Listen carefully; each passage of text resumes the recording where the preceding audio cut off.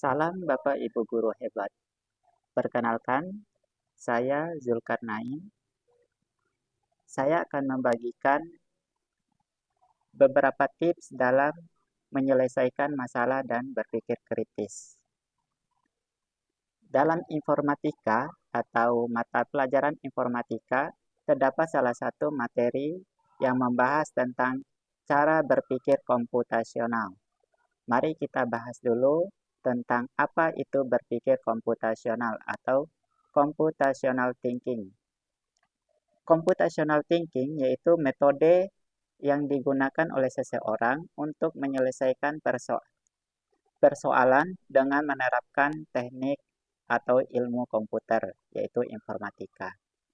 Oke, pada awalnya berpikir komputasional itu hanya digunakan pada bidang ilmu komputer, yaitu untuk menyelesaikan masalah menggunakan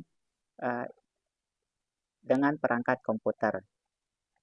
Tetapi seiring dengan perkembangan zaman, berpikir komputasional dapat juga digunakan untuk pemecahan berbagai masalah di kehidupan sehari-hari.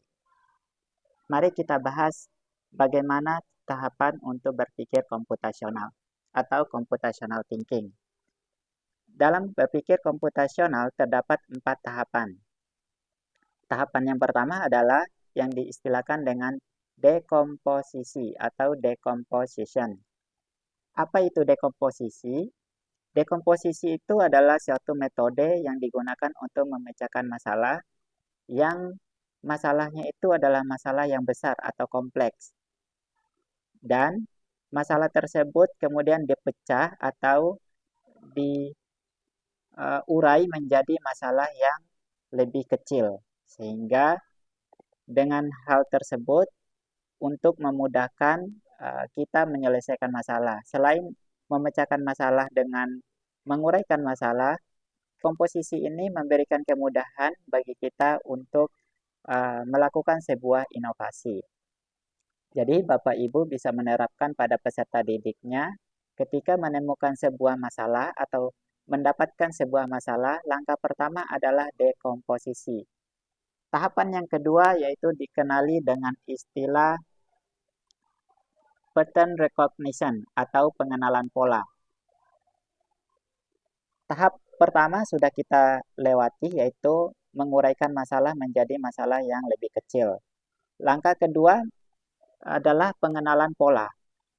Pengenalan pola ini bertujuan untuk mencari terdapat di masalah yang kita uraikan tersebut apakah membentuk sebuah pola yang berulang atau ada pola penyelesaian yang lebih sederhana.